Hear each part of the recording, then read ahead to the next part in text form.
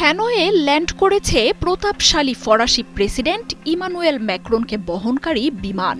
নিরাপত্তারক্ষী দরজাও খুলে দিলেন। সাথে সাথেই দরজার আড়ালে থাকা একটা হাত ম্যাক্রনের গালে ঝাপটা দেয়।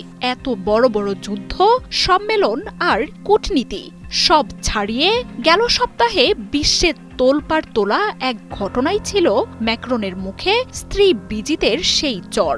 এলিসি প্রাসাদ বা ম্যাক্রন সেটাকে চর বলে স্বীকার না করলেও ক্ষতি যা হবার তা হয়ে গেছে। বিশ্বের সামনে এমন অপমানের শিকার হওয়া ম্যাক্রন কিন্তু বয়সে 2 যুগের বড় ব্রিজিতকে বিয়ে করেন ভালোবেসে। ফ্রান্সের সবচেয়ে চর্চিত, আলোচিত, সমালোচিত বিষয়গুলোরও একটি ম্যাক্রন ব্রিজিতের অসম সেই প্রেম কাহিনী। ইমানুয়েল ম্যাক্রন আর ব্রিজিতের যখন প্রথম দেখা হয় তখন কিশোর ম্যাক্রনের বয়স মাত্র 15।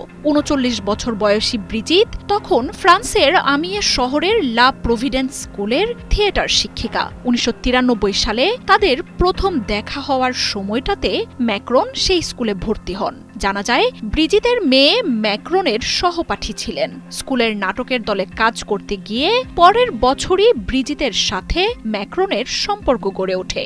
16 ও 40 বছর বয়সী ম্যাক্রন ব্রিজিতের 24 বছরের বয়সের ব্যবধান তো ছিলই, এমনকি ব্রিজিত তখন বিবাহিত। শিক্ষক ছাত্রের সেই সম্পর্ক শহরে ব্যাপক সমালোচনার জন্ম দেয়। স্কুল, শিক্ষক, অভিভাবক সব পক্ষ থেকেই উঠতে থাকে অভিযোগ। এই ঘটনার পর ম্যাক্রনকে তার পরিবার প্যারিসে পাঠিয়ে দেন এটা ভেবে যে তাতে ব্রিজিতের সাথে সম্পর্ক শেষ হয়ে যাবে। ম্যাক্রন পড়াশোনা চালিয়ে গেলেও সম্পর্কের টানাপোড়েনে 2006 সালে ব্রিজিতের বিবাহ বিচ্ছেদ হয়ে যায়। এর পরের বছরই ম্যাক্রনের সাথে বিবাহ বন্ধনে আবদ্ধ হন ব্রিজিত। জানান তাদের সম্পর্ক সব সময়ই ছিল, শুধু সন্তানদের কথা চিন্তা করে এত বছর অপেক্ষা করেছেন তিনি। ম্যাক্রন সবসময় বলেছেন নিজের রাজনৈতিক জীবনে স্ত্রীর ভূমিকাই সবচেয়ে বেশি। উপদেষ্টা, পরামর্শক, বক্তব্য লিখে দেয়া থেকে শুরু করে সব ক্ষেত্রেই ম্যাক্রনকে শক্তি জুগিয়েছেন ব্রিজিত। 2014 সালে ফ্রান্সের অর্থমন্ত্রী হওয়ার মধ্য দিয়ে ম্যাক্রনের উত্থান শুরু।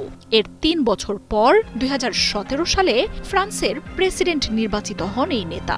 নির্বাচনের সময়টাতে সবচেয়ে বেশি সমালোচনার শিকার হতে হয়েছে ম্যাক্রনকে। তবে সেসব উড়িয়ে দিয়ে এই দম্পতি প্রবেশ করেন এলিসি প্রাসাদে।